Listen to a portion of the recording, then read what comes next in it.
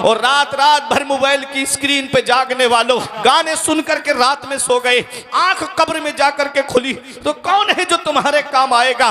फिल्में देख के सो गए, आंख कब्र में जाकर के खुली तो कौन है जो तुम्हारे काम आएगा?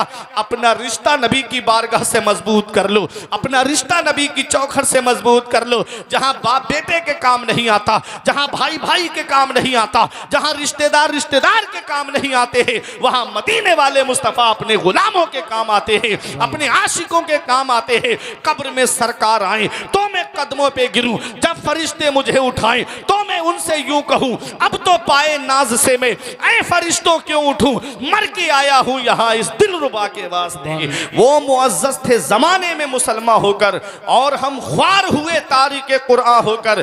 दरसे कुरान अगर हमने भुलाया होता, ये जमाना ना जमाने ने दिखाया होता। हमें करनी है शहंशाह बतहा की रजा जोई, वो अपने हो गए तो रहमते परवरदिगार अपनी तरीके मुस्तफा को छोड़ना है वजह बर्बादी, इसी से कौम दुनिया में हुई बेइख्तिदार अपनी। आज हमने नबी की शरीयत पर चलना छोड़ दिया, नबी के बताए तरीके पे चलना छोड़ दिया, नबी के बताए रास्ते पे चलना छोड़ दिया। इस हाल में दुनिया से मत जाना कि इधर जनाजा उठे, उधर मोहल्ले के लोग कहें एक जुआरी का जनाजा जा रहा है, एक शराबी का जनाजा जा रहा है, एक अय्याश का जनाजा जा रहा है, आलिम और हाफिजों की बुराइयां करने वाले का जनाजा जा रहा है, मस्जिद और मदरसों में खुराफात फैलाने वालों का जनाजा जा रहा है। इस हाल में मत जाना, बल्कि इस हाल में जाना कि इधर जनाजा उठे, उधर इमाम साहब कहें गद्दार मुस्तफ़ा का नहीं वफादार मुस्तफ़ा का जनाजा जा रहा है, गुलामे रसूल का जनाजा जा रहा है।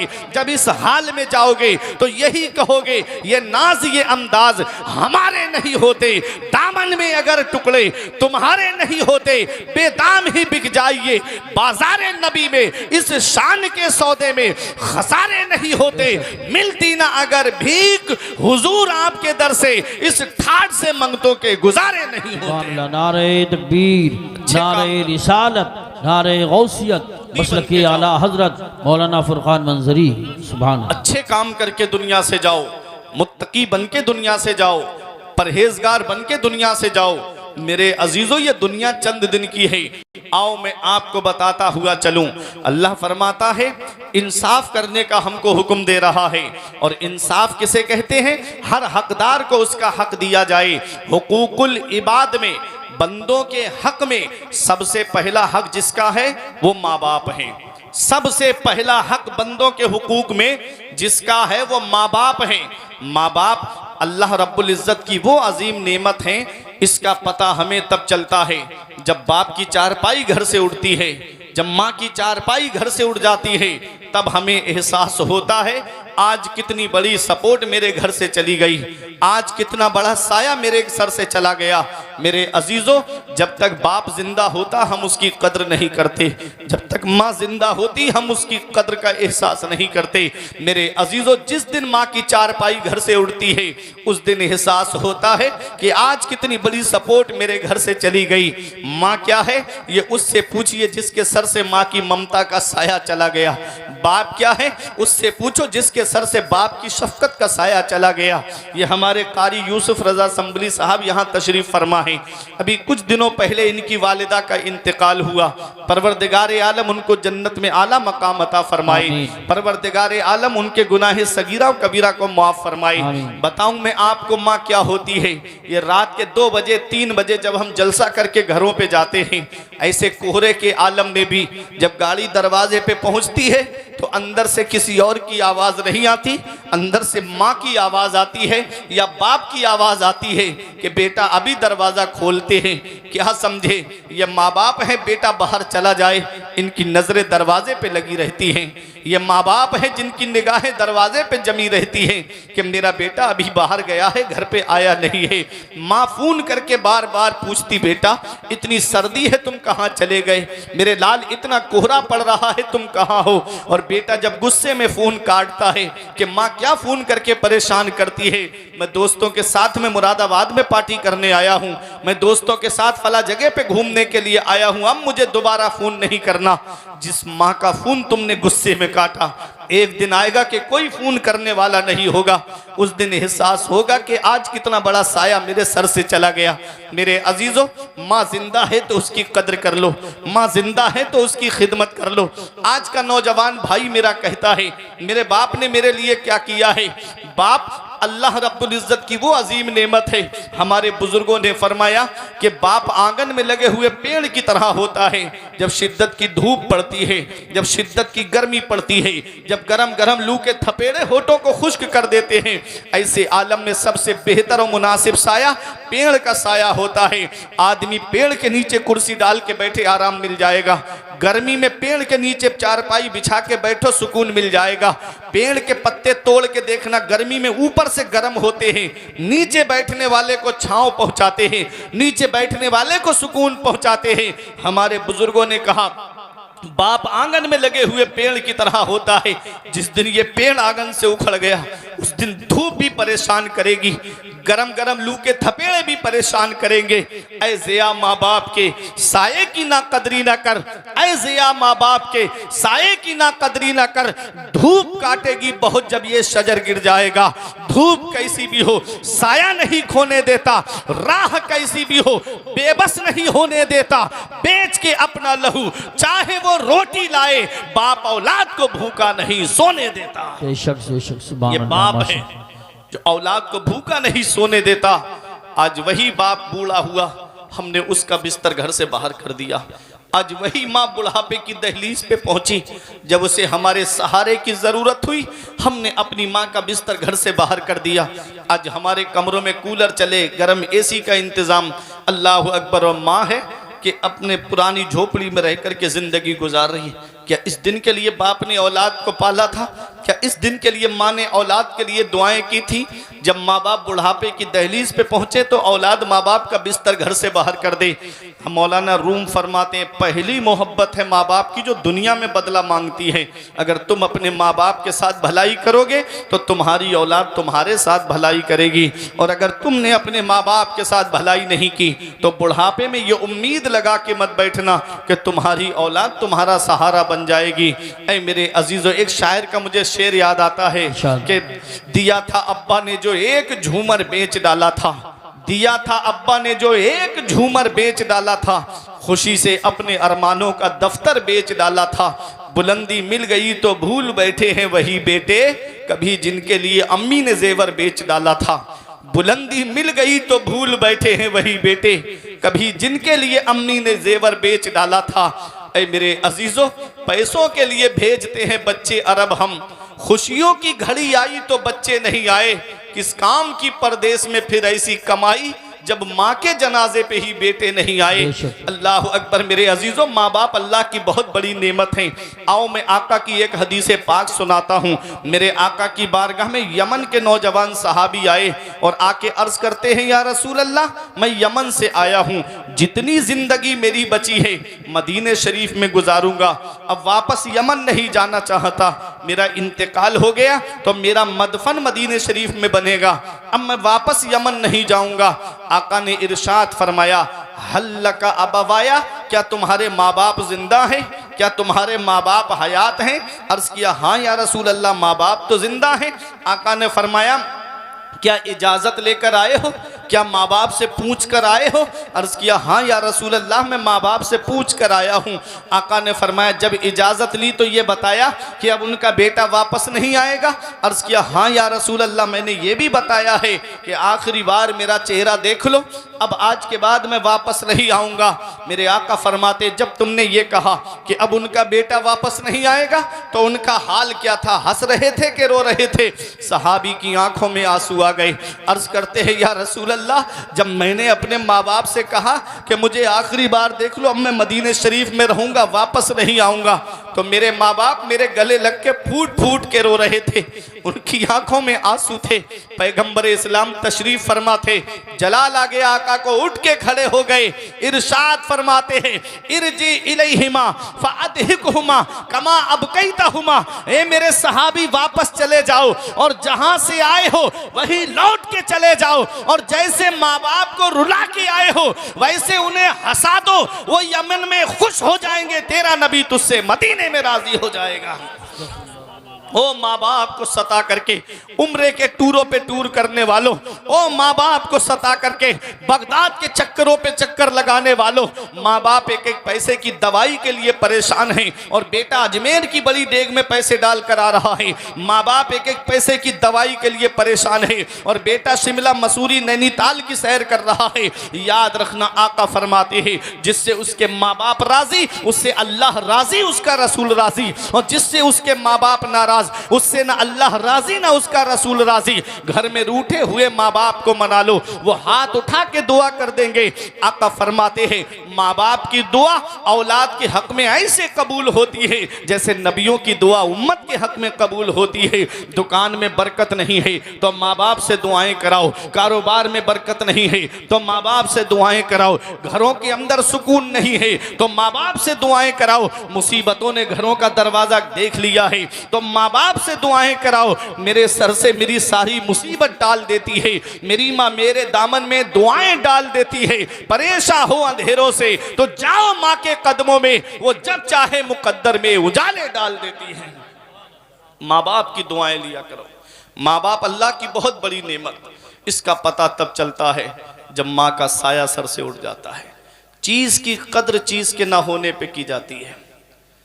बेटा बाहर चला जाए तो हमारी सबसे ज़्यादा परवाह करने वाली जो शख्सियत है वो हमारी माँ है और हमारा बाप है। आज वही बूढ़े हुए तो हम उनसे क़त्अ ताल्लुक़ कर लेते हैं, उनके हुकूक की अदायगी नहीं करते। अल्लाह कुरान में क्या फरमाता है, 15वां पारा, अल्लाह फरमाता है वक़ज़ा रब्बुका अल्ला तअबुदू इल्ला इय्याहु व बिल वालिदैनि इहसाना इम्मा यबलुगन्ना इंदकल किबरा अहदुहुमा व किलाहुमा फला तकुल लहुमा उफ़्फ़िन वला तनहरहुमा व कुल लहुमा क़ौलन करीमा। अल्लाह फरमाता है हुक्म दिया तेरे रब ने कि अपने रब के सिवा किसी की बंदगी ना करो और अपने माँ बाप के साथ में हुस्न सलूक करो, अपने माँ बाप के साथ में भलाई करो। इम्मा यबलुगन्ना इंदकल किबरा अहदुहुमा और किलाहुमा, वो दोनों बुढ़ापे को पहुँच जाएं या उनमें का कोई एक बुढ़ापे को पहुँच जाए, अल्लाह फरमाता है तो उन्हें उफ भी नहीं कहना है, उन्हें झिड़कना नहीं, उनसे जब भी बात करना है वह कुल लहुमा कौलन करीमा, जब भी बोलना तो मोहब्बत से बोलना, जब भी बोलना तो प्यार से बोलना। क्या मतलब ये है, हमारे उलमा फरमाते हैं कि औलाद को माँ बाप से ऐसे बात करनी चाहिए जैसे ग़ुलाम अपने आका से बात करता है, जैसे नौकर अपने मालिक से बात करता है, जैसे नीचे का अधिकारी बड़े अधिकारी से बात करता है। मेरे अजीज़ों, अगर बाप रास्ता चल रहा है बिला वजह अगर औलाद बाप के आगे चले तो ऐसी औलाद को बेअदबों में शुमार किया जाता है। बाप अल्लाह की बहुत बड़ी नेमत है, माँ अल्लाह की बहुत बड़ी नेमत है। अल्लाह कुरान में फरमाता है वक़्फ़िद लहुमा जनाह ज़ुल्ल मिनर रहमा वक़ुर रब्बिरहमहुमा कमा रब्बयानी सगीरा। अल्लाह फरमाता है अपने माँ बाप के लिए मेहरबानी का बाजू बिछाओ और ऐसे दुआ करो, या अल्लाह मेरे माँ बाप पे ऐसा रहम फरमा जैसा उन्होंने बचपन में मेरे ऊपर रहम किया था। बाप कितनी मोहब्बत करता है अपनी औलाद से। ये हाजी साहब हैं, अपने बेटे से कितनी मोहब्बत करते हैं, अपने बेटे से कितना प्यार करते हैं। आज नबी की सुन्नत इन्होंने अदा की है, अकीका किया अपने बेटे का। बाप क्या होता है इसका पता तब चलता है जब हम खुद बाप बनते हैं, जब खुद की औलाद होती है ना, तब एहसास होता है कि बाप क्या होता है। आज हमारी औलाद की तबीयत ख़राब हो जाए, हम संभल के डॉक्टरों के दरवाजे पे जाएंगे, यहाँ फ़ायदा नहीं होगा मुरादाबाद लेकर के जाएंगे, वहाँ के डॉक्टरों से फ़ायदा नहीं हुआ तो दिल्ली वगैरह लेकर के जाएंगे। क्या कहते हैं डॉक्टर साहब, ज़मीन बिके तो बिक जाए, मकान बिके तो बिक जाए, प्रॉपर्टी जाए तो चली जाए, लेकिन मेरे बेटे को कुछ नहीं होना चाहिए, मेरी औलाद को कुछ नहीं होना चाहिए। आज दौर इतना तरक्की तरक्की कर गया है कि आज हर घर में आपको मोटरसाइकिल मिलेगी, अक्सर घरों में आपको कारें मिलेंगी। अब तो सवारियों का इतना अच्छा इंतज़ाम है, यहीं संभल चौराहे पे आप चले जाओगे कोई ना कोई सवारी आपको मिल जाएगी। ज़रा दिल पे हाथ रख के मुझे बताओ, अब से 25-30 साल पहले पलट करके जाओ, दौर इतना तरक्की याफ्ता नहीं था। आज अक्सर हर तरफ आपको सीमेंटेड रोड मिलेंगे, पहले कच्ची सड़कें हुआ करती थी। मेरे अजीजों, पहले सवारियों का इतना इंतजाम नहीं था जितना सवारियों का इंतजाम आज है। जरा सोचो, अपने बचपन को गौर करो। आज हमारी औलाद बीमार पड़ी, हम रातों में डॉक्टरों के घरों के चक्कर लगाते हैं। आज जिस बाप की खांसी अच्छी नहीं लगती, जिस माँ का बोलना आज हमको अच्छा नहीं लगता, जब बचपन में हम बीमार पड़े थे, यही हमारी बूढ़ी माँ है जिसने सर्दी में अपनी चादर अपनी औलाद को उड़ा दी। खुद तो ठिठरती रही लेकिन बेटे को सर्दी लगने नहीं दी। यही हमारा बूढ़ा बाप है जिसके पैर में चप्पल नहीं होती, हमको डॉक्टरों के घर पे लेकर के गया, डॉक्टरों के घरों के जिसने रातों में चक्कर लगाए। और क्या कहा डॉक्टर साहब, जमीन बिके तो बिक जाए, मकान बिके तो बिक जाए, लेकिन मेरे बेटे को कुछ नहीं होना चाहिए। आज वही बेटा जवान हुआ, 4 पैसे क्या कमाने लगा, वो माँ बाप से दूरी बनाए रखता है, वो माँ बाप से दूरी इख्तियार करने की कोशिश करता है। याद रखना मेरे अजीजों, माँ बाप अल्लाह की बहुत बड़ी नेमत है।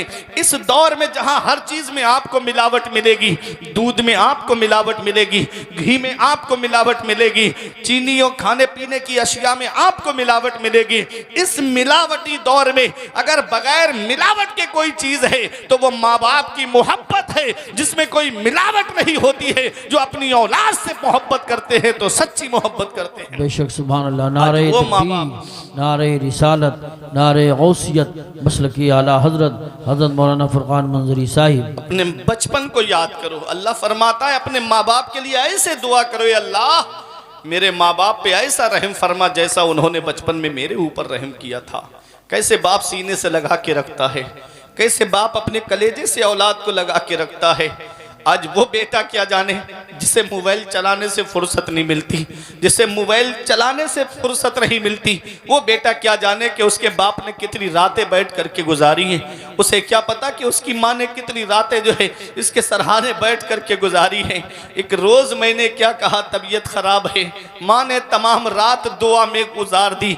अल्लाह अकबर मेरे अजीज़ों, ये माँ है, ये बाप है जिसके हुकूक से आज औलाद भागती नजर आ रही है। इल्ला माशा अल्लाह कुछ ऐसे भी बेटे हैं जो माँ बाप की खिदमत करते हैं। एक पैगाम दूंगा अपने अजीजों को कि अगर अल्लाह ने 3-4 बेटे दिए हैं तो एक बेटा मदरसे में जरूर भेज देना, एक बच्चे को आलिम या हाफिज जरूर बना देना। जब दुनिया में सब साथ छोड़ जाते हैं ना माँ बाप का, मैंने देखा है जब जिस बेटे के पास दीनी तालीम होती है वो अपनी माँ की खिदमत करने को अपनी जन्नत समझता है, अपने बाप की खिदमत करने को जन्नत समझता है। और दुनियावी तालीम हासिल करने वालों को भी मैंने देखा, कोई शहर में हॉस्पिटल खोल के रह रहा है, कोई अपना इंजीनियर है तो अलग ऑफिस बना करके रह रहा है। बाप के इंतकाल का वक्त करीब आया, लाखों रुपये जिस औलाद की पढ़ाई पे खर्च किए, लाखों रुपये जिसकी तालीम पे खर्च किए, वो तो ऑफिस बना करके हॉस्पिटल बना करके अलग अलग अपनी जिंदगी गुजार रहे हैं। और बाप है इधर बिस्तरे मर्ग पे लेटा हुआ है, रूह निकलने में दुश्वारी हो रही है। बाप कहता है कि मेरे बेटों को बुला दो, तो कोई कहता है अभी वक्त नहीं मिल रहा है, कोई कह रहा है कि टिकट नहीं मिल रहा है, कोई कहता है कि कल आ जाऊंगा, आज बहुत जरूरी काम है ऑफिस का। मेरे अजीजों, और कभी देखना जिस बेटे को आलिम या हाफिज बनाया है वो दौड़ के आएगा अपने वालिद के पास में और कहता है अब्बा क्या बात है। अब्बा अगर कहेंगे बेटे बहुत तकलीफ हो रही है तो वही बेटा सरहाने बैठ करके सूरह यासीन की तिलावत करता हुआ नजर आएगा। मेरे अजीजों, मैं सबको नहीं कहता, बड़े बड़े फर्माबरदार बेटे भी है, लेकिन अक्सरियत इसी तरफ है। मेरे अजीजों के बुढ़ापे में माँ बाप से दूरी इख्तियार कर ली जाती है। आप चाहते हो कि बुढ़ापे में जिंदगी सुकून से गुजरे तो एक बेटे को आलिम या हाफिज जरूर बना देना, ताकि जब बंटवारे की लड़ाइयां बेटे लड़ रहे हो तो यही बेटा सरहाने बैठ करके कुरान की तिलावत कर रहा हो, यही बेटा मुसल्ले पे खड़े हो के नमाज पढ़ा करके दुआ करे, रब्बना ग़फिरली वले वालिदैया वलिल मुमिनीना यौम यक़ूमुल हिसाब। ये अल्लाह मुझे बख्श दे, मेरे माँ बाप को बख्श दे और तमाम मोमिनीन को बख्श दे। वो दुआ जमीन के ऊपर करेगा, अल्लाह उसके माँ बाप को जमीन के नीचे बख्श देगा। सुभान अल्लाह, माशाअल्लाह। ये मेरे अजीजों, मरने से पहले मरने की तैयारी करो। मूतू कबला अन तमूतू, मरने से पहले मरने की तैयारी करो। ये दुनिया चंद दिन की है।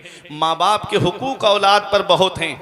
मैं आपको बता दूं, एक सहाबी आए आका की बारगाह में, या रसूल अल्लाह, मेरे माँ बाप का इंतकाल हो गया है तो क्या उनके हक मेरे ऊपर से ख़त्म हो गए?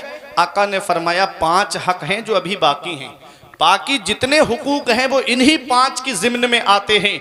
मेरे आका ने इरशाद फरमाया, पहला हक माँ बाप का ये है उनके इंतकाल के बाद में अस्सलातो अलैहिमा, कि उनकी नमाज जनाजा पढ़े।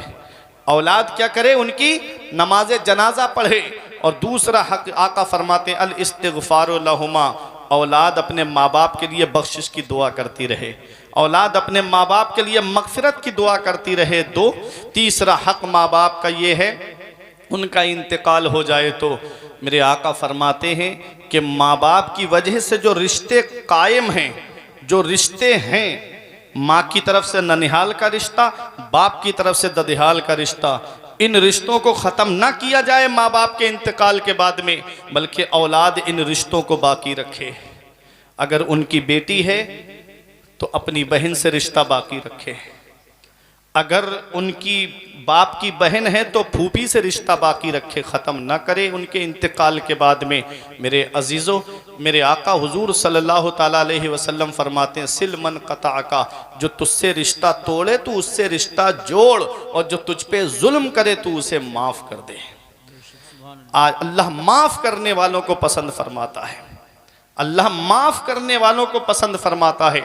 मेरे अजीज़ों, 3 हक हो गए। पहला हक नमाज जनाजा पढ़े औलाद अपने माँ बाप की, दूसरा हक ये है कि उनके लिए बख्शिश और मग़फ़िरत की दुआ करती रहे, और तीसरा हक ये है कि जो रिश्ते माँ बाप की वजह से कायम हैं उन रिश्तों को बाकी रखे। चौथा हक ये है कि जो वादा माँ बाप ने दुनिया में किया और वो पूरा ना कर सके, वो जायज़ वादा है तो औलाद उसे पूरा करे। 5वां हक ये है कि जो उनके दोस्त थे, जिनसे उनके ताल्लुकात थे, वो औलाद उनका अदब करती रहे बाद में, लेकिन शर्त यह है कि ईमान वाला हो, शर्त यह है कि सुन्नी सहीहुल अक़ीदा हो। कहीं ऐसा ना हो कि उनका रिश्ता बदमज़हबों से है तो आप जो है वो उनका भी अदब व एहतराम करें। जो सुन्नी सहीहुल अक़ीदा है उसके लिए शरीयत के अहकाम लागू होते हैं। तो ये तो हुए माँ बाप के हक़। अब मैं आखिरी बात बताऊं, फिर तकरीर को ख़त्म करूं, वक्त ज़्यादा हो गया है। औलाद के हक़ क्या है माँ बाप के ऊपर? ये तो माँ बाप के हुए ना कि औलाद माँ बाप की खिदमत करती रहे, औलाद माँ बाप की फर्मा बरदारी करे, माँ बाप जिस चीज़ के लिए कहें अगर वो जायज़ हुक्म है तो औलाद को पूरा करना उसके लिए ज़रूरी है। तो औलाद के भी तो हक़ हैं माँ बाप के ऊपर। पैगम्बर इस्लाम क्या फरमाते हैं? आका फरमाते अद्दिबू औलादकुम अला सलासे खिसाल। आका फरमाते अपनी औलाद को 3 बातें सिखाओ। कितनी बातें सिखानी हैं? 3 बातें सिखानी हैं। औलाद के क्या हक़ है माँ बाप के ऊपर? तो सुनो, जब बच्चा पैदा हो तो माँ बाप को चाहिए कि उसका अच्छा सा नाम रखें। आज नाम कैसे कैसे रखे जाते हैं वो तो आपको भी मालूम है। ये इमाम साहब हैं, आप देखें, अगर ये इस्लामी नाम बताते हैं तो आदमी कहता है क्या हज़रत पुराने नाम बता रहे हो, आज के दौर का कोई बढ़िया सा नाम बताओ। मेरे अजीज़ों, हमारी कामयाबी आगे जाने में नहीं है, हमारी कामयाबी पीछे जाने में है। हम जितना आगे बढ़ेंगे तबाही की तरफ जाएंगे, और जितना पीछे जाएंगे नबी के ज़माने के करीब जाएंगे उतने ही हम कामयाब रहेंगे। वो मुअज़्ज़ज़ थे ज़माने में मुसलमान होकर, और हम ख्वार हुए तारीक़े कुरान होकर। दरसे कुरान अगर हमने भुलाया होता, ये ज़माना न ज़माने ने दिखाया होता। हमें करनी है शहंशाह बतहा की रज़ा जोई, वो अपने हो गए तो रहमते परवरदिगार अपनी तरीक़े मुस्तफ़ा को छोड़ना है वजह बर्बादी, इसी से कौम दुनिया में हुई बेइक़्तिदार अपनी।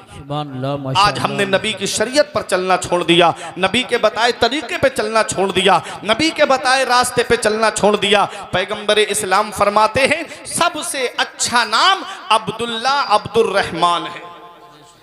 और जब बच्चा पैदा हो, लड़का है तो उसका नाम पैदाइशी नाम मोहम्मद रखो। क्या पैदाइशी नाम क्या रखना है? मोहम्मद। अब पुकारने के लिए कुछ और रख लीजिए, जैसे मेरा नाम फुरकान है तो मोहम्मद फुरकान है। यूसुफ रज़ा, पैदाइशी नाम मोहम्मद यूसुफ रज़ा। हाजी आजम साहब, तो पैदाइशी नाम मोहम्मद आजम। ये पैदाइशी नाम मोहम्मद रखना है, बहुत ज़रूरी है। हमने यहाँ तक पढ़ा है बरकत मिल। किताबों में कि अगर कोई इंसान जैसे हमल है, बच्चा है, और आदमी ये नियत कर ले कि अगर लड़का है तो मैं उसका नाम मोहम्मद रखूंगा, तो अल्लाह ताला बेटा ही अता फरमाए। बेशक बेशक। ये नाम की बरकत है। और बरकत बता दूं इस नाम की, मैदान हश्र होगा, नफसी नफसी का आलम, एक मनादी ऐलान करने वाला ऐलान करेगा, जितने मोहम्मद नाम के हैं वो खड़े हो जाएं। सब मोहम्मद नाम के खड़े हो जाएंगे। फरिश्ता कहेगा तुम सब के सब जन्नत में चले जाओ, अल्लाह की तरफ से हुक्म है कि जिसने मेरे महबूब के नाम पर अपना नाम रखा है उसे मैं जन्नत अता कर रहा हूँ। सुभान। कितना सवाब है। तो अपने बच्चे का नाम, पैदाइशी नाम मोहम्मद रखो। 7 दिन का जब हो जाए तो उसके सर से अजियत को दूर करो। अजियत मतलब बाल मुंडवाओ।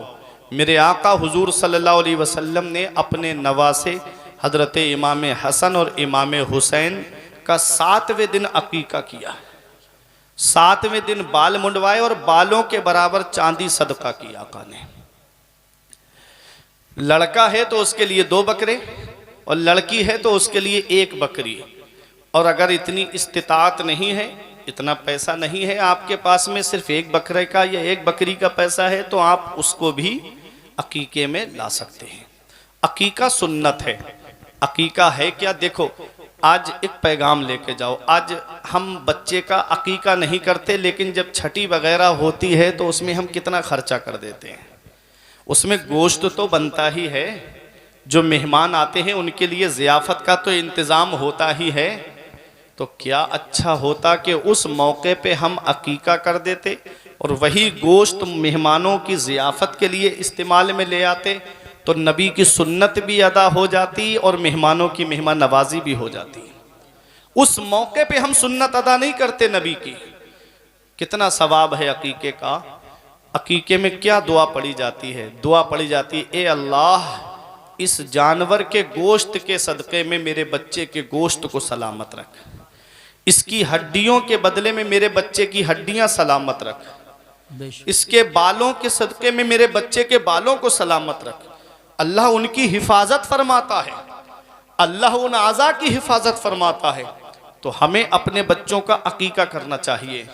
आज हमारे यहाँ पर बच्चे पैदा होते हैं, बच्चे तुम्हारे यहाँ पर भी पैदा होते हैं, लेकिन कुछ ही दीनदार ऐसे होते हैं कि जो बच्चों के अकीके के मौके पर या बच्चों के बर्थडे के मौके पर अल्लाह और उसके रसूल को याद करते हैं।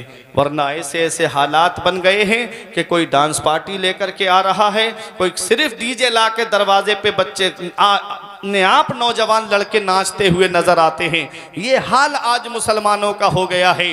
कभी गुजरो मुसलमानों की बस्तियों से, और जब मुसलमानों को नाचता हुआ देखा जाता है तो अफसोस होता है। और डॉक्टर इकबाल का वो शेर याद आता है कि वज़ा में तुम हो नसारा तो तमद्दुन में हुनूद, ये मुसलमान है जिन्हें देख के शर्माए यहूद। यूं तो मिर्जा भी हो, सैयद भी हो, अफगान भी हो, तुम सभी कुछ हो, बताओ कि मुसलमान भी हो। ये मुसलमानों का हाल हो गया। ऐ मेरे नौजवानों, याद रखना, आपको एक पैगाम दे के जा रहा हूं। और रात रात भर मोबाइल की स्क्रीन पे जागने वालों, और रात रात भर फिल्में देख के सोने वालों, और कानों में ईयरफोन, ईयरबड्स, ब्लूटूथ लगा करके रोड पे गाने सुन के गाड़ियां तेज दौड़ाने वालों, अगर इसी हाल में मौत आ गई तो कौन है जो कब्र में तुम्हारे काम आएगा?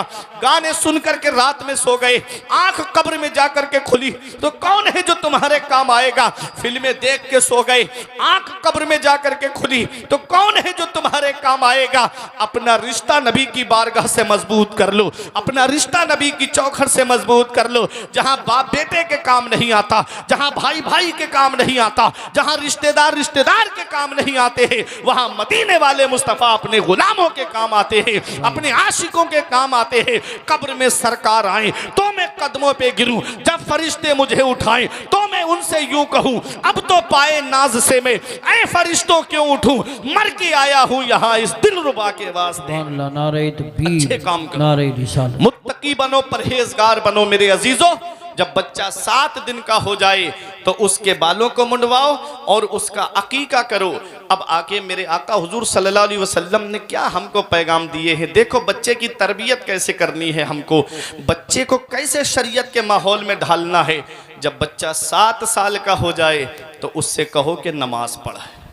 जब 7 साल का हो जाए तो नमाज पढ़ने के लिए कहो, और जब 10 साल का हो जाए तो मार मार के नमाज पढ़वाओ। मारने का मतलब ये नहीं कि लाठी डंडों से मारो, मारने का मतलब ये नहीं कि उसके गाल पे मारो। हदीस पाक है, मेरे आका फरमाते हैं नहा रसूलुल्लाह सल्लल्लाहु अलैहि वसल्लम अनिल ज़र्ब फिल वजह व अनिल वस्म फिल वजह। आका ने चेहरे पे मारने से मना फरमाया है, चेहरे पे जख्म लगाने से आका ने मना फरमाया है। बाज आदमी को, भाई को हमारे गुस्सा आता है तो बच्चों के चेहरे पे, गाल पे थप्पड़ तमाचा मारते हैं। कभी बीवी पे गुस्सा आया तो बीवी के मुंह पे तमाचा मारते हैं। आका ने चेहरे पे मारने से मना फरमाया। क्यों? अल्लाह ने कुरान में फरमाया लक़द खलक़नल इंसान फ़ी अहसन तक़वीम, हमने इंसान को बेहतरीन सूरत पे पैदा फरमाया है, बेहतरीन सूरत। मेरे अजीज़ों, जब बच्चा 10 साल का हो जाए तो उसे मार मार के नमाज पढ़वाओ। जब बचपन से आप नमाज पढ़वाएंगे तो वो नमाज का पाबंद हो जाएगा। फिर अगर वो सफ़र में भी होगा तो नमाज नहीं छोड़ेगा, हज़र में भी होगा तो नमाज नहीं छोड़ेगा, तन्हाई में होगा तब भी नमाज नहीं छोड़ेगा, और जब सफ़र में होगा तब भी नमाज नहीं छोड़ेगा। मेरे अजीज़ों, जब वो नमाज का पाबंद हो जाएगा तो नमाजी के बारे में तो कुरान में क्या आया है? अल्लाह फरमाता है इन्न सलात तन्हा अनिल फहशाई वल मुनकर, बेशक नमाज बेहयाई और बुरी बातों से रोक देती है। जब बच्चा नमाजी होगा तो बेहयाई से भी बचेगा, जब बच्चा नमाजी होगा तो बुरी बातों से भी बचेगा। इसलिए अपने बच्चे को बचपन ही से नमाजी बना दो। अब नमाजी वही बाप बनाएगा ना जो खुद नमाज पढ़ता होगा, जो खुद मस्जिद जाएगा। वो उसका बेटा ना नमाज पढ़ने के लिए जाएगा। अब बाप खुद 8 बजे दिन में सो के उठ रहा है और बच्चे से कह रहा है तूने फजर क्यों नहीं पढ़ी, तो कहाँ बच्चा अमल करेगा? उसके लिए हमें खुद पहले अमल वाला बनना पड़ेगा, पहले उसके लिए हमें खुद उस पर अमल करना पड़ेगा, तब औलाद। क्योंकि बाप, बेटा जो है वो बाप को कॉपी करता है, बेटा जो है वो बाप को अपने बाप को फॉलो करता है। बाप अगर नमाजी होता है तो बेटा भी नमाजी बन जाता है, बाप अगर अच्छे काम करने वाला होता है तो बेटा भी अच्छे काम करने वाला बन जाता है। इसलिए मेरे अजीजों, अपनी औलाद को अच्छी तरबियत दो, अपनी औलाद को अच्छे काम सिखाओ, अपनी औलाद को अच्छी बातें बताओ। मेरे अजीज़ों, आप बैठिएगा, बस मेरी बात ख़त्म होने जा रही है। 10 साल का हो जाए बच्चा तो उसे मार मार के नमाज पढ़वाओ, और जब बच्चा समझदार हो जाए तो मेरे अजीज़ों, मेरे आका की अब वो हदीस सुन लो, उसका तर्जमा, मेरी तकरीर ख़त्म। आका फरमाते हैं अद्दिबू औलादकुम अला सलासे खिसाल, अपनी औलाद को 3 बातें सिखाओ। कितनी? 3 बातें सिखाओ। आका फरमाते हुब्बे नबीयकुम, उनके दिल में नबी की मोहब्बत डाल दो। वह हुब्बे अहले बैती, आका फरमाते मेरे अहले बैत की मोहब्बत डाल दो। और तीसरी बात आका ने फरमाई व क़िराअतिल कुरान, और अपनी औलाद को कुरान पढ़ना सिखाओ। कितनी बातें आका ने? 3 बातें फरमाई। औलाद के दिल में नबी की मोहब्बत डाल दो, औलाद के दिल में अहले बैत की मोहब्बत डाल दो, औलाद को कुरान पढ़ना सिखाओ। ये 3 बातें ऐसी हैं, देखो, नबी की मोहब्बत जहन्नम से बचाती है, अहले बैत की मोहब्बत जहन्नम से बचाती है। और जब कुरान की तालीम तुम्हारे बच्चे के पास में होगी तो तुम्हारा बच्चा हर मोड़ पे कामयाब नजर आएगा, तुम्हारा बच्चा हर महाज पे कामयाब नजर आएगा, किसी भी मोड़ पे बच्चा नाकाम नहीं होगा। जब कुरान की तालीम उनके पास होगी, जब तुम्हारे मजहब की तालीम उनके पास होगी, जब तुम्हारे दीन की तालीम उनके पास में होगी, तो यूनिवर्सिटी और कॉलेजों में ईमान के लुटेरे बैठे हुए हैं। तुम्हारे बच्चे के पास जब दीनी तालीम होगी तो कोई उनके ईमान को लूट नहीं पाएगा, उनके अकीदे को कोई लूट नहीं पाएगा। अहले बैत की मोहब्बत उनके दिल में डालो, नबी की मोहब्बत उनके दिल में डालो। मेरे अजीजों, जिसके दिल में नबी की मोहब्बत है वो किसी मोड़ पे नाकाम नजर नहीं आते हैं। जिनके दिल में नबी की मोहब्बत होती है, देखो उनकी शान क्या होती है। हजरत बिलाल हबशी के दिल में नबी की मोहब्बत है। कितना सताया उमैया बिन खलफ ने। आपने यही कहा जिसको शायर ने शेर में यूं कहा कि तू हो के तुरशरू मुझे ईजा हजार दे, ये वो नशा नहीं जिसे तुरशी उतार दे। और मेरा इमाम तो यूं कहता है, जान है इश्क़ मुस्तफ़ा रोज फजू करे खुदा, जिसको हो दर्द दर्द का मजा नाजे दवा उठाए क्यों। ये वो है जिनके दिल में नबी की मोहब्बत है, ये वो है जिनके दिल में नबी का प्यार है। हजरत अम्मार इब्ने यासिर को देखो, नबी से सच्ची मोहब्बत करते हैं। आग के अंदर जब इनको डाला जा रहा है, आका उधर से गुजर के जा रहे थे, आवाज देते हैं या रसूल अल्लाह उन्जुर हालना, या रसूल अल्लाह मेरा हाल देखिए। आका के दस्ते मुबारक दुआ के लिए उठ गए। आका दुआ करते हैं, या नारो कोनी बर्दों व सलामन अला अम्मार कमा कुंते अला इब्राहिम, ए अल्लाह मेरे अम्मार पर आग वैसी ही ठंडी और सलामती वाली हो जाए जैसे हजरत इब्राहिम अलैहिस्सलाम पे ठंडी और सलामती वाली हो गई थी। मेरे अजीजों, ये हजरत अम्मार इब्ने यासिर है।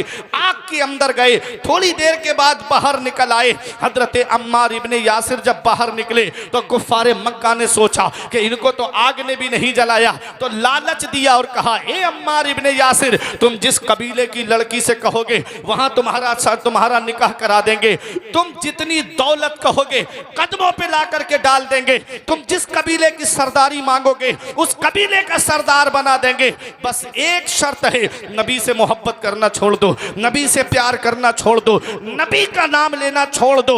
जवाब सुनो अम्मार इब्ने यासिर का, फरमाते, ओ लोगों, सारी दुनिया की दौलत लाकर मेरे कदमों पे रख दोगे तब भी मैं अपने नबी का नाम लेना नहीं छोड़ सकता, नबी से मोहब्बत करना नहीं छोड़ सकता। आला हजरत पुकार के कहते हैं, उनका मंगता पांव से ठुकरा दे वो दुनिया का ताज, उनका मंगता पांव से ठुकरा दे वो दुनिया का ताज, जिसकी खातिर मर गए मुनीम रगड़ कर एड़ियां, ताजे रूहुल कुद्स के मोती जिसे सजदा करे रखती हैं कितना वकार, अल्लाहु अकबर एड़ियां। ये नबी के गुलामों की शान है, ये नबी के आशिकों की शान है। इसलिए अपनी औलाद के दिल में नबी की मोहब्बत डाल दो, अपनी औलाद के दिल में नबी का प्यार डाल दो। अब दूसरी बात आका फरमाते हैं, मेरे अहले बैत की मोहब्बत उनके दिल में डाल दो। अपनी बच्चियों को हजरत फातिमा का पर्दा बताओ, अपनी बच्चियों को हजरत ज़ैनब का पर्दा बताओ, अपनी बच्चियों को हजरत सकीना का पर्दा बताओ। कभी इर्तिदाद की तरफ नहीं जाएंगी। जब तुम्हारी बच्चियों के हाथ में सीरत फातिमा की किताब होगी, सीरत ज़ैनब की किताब होगी, सीरत सकीना की किताब होगी, उनको मोबाइल नहीं सीरत फातिमा की किताब उनके हाथ में दे दो, कभी इर्तिदाद की तरफ नहीं जाएंगी। वो जानेंगी हजरत फातिमा का पर्दा क्या है, हजरत ज़ैनब का पर्दा क्या है, हजरत सकीना का पर्दा क्या है। वो हजरत फातिमा जिन्होंने अपने शौहर अली शेर खुदा से कहा, जब मेरा इंतकाल हो जाए तो मेरा जनाजा रात के अंधेरे में निकालना। अली शेर खुदा कहते हैं, दोनों आलम के मालिक व मुख्तार की बेटी हो फातिमा। ऐसा क्यों? कहा कि जिस फातिमा के सर के बाल को आसमान के चांद और सूरज ने भी नहीं देखा है, उसके जनाजे पर किसी गैर महरम की नजर ना पड़े। अल्लाह अकबर, ये पर्दा है हजरत फातिमा का। मेरा इमाम कहता है, जिनका आंचल ना देखा महो महर ने, उस रिदाए नुजाहत पे लाखों सलाम। सैयदा जाहिदा तैयबा ताहिरा जाने अहमद की राहत पे लाखों सलाम। खूने खैरुर रसूल से है जिनका खमीर, उसकी बेलौस तीनत पे लाखों सलाम। ये हजरत फातिमा का पर्दा है, ये हजरत फातिमा के पर्दे की शान है। वो हजरत ज़ैनब, हजरत अब्दुल्ला बिन सहल कहते हैं कि मैं 15 साल हजरत ज़ैनब के घर का पड़ोसी रहा, मैंने पर्दे में भी छुपी ज़ैनब नहीं देखी। पर्दे में औरत जब कभी घर से निकलती है तो नजर आ जाती है कभी कभी। वो कहते हैं मैंने पर्दे में भी छुपी ज़ैनब नहीं देखी। कितना पर्दा रहा होगा उनका, कितनी शान है उनके पर्दे की।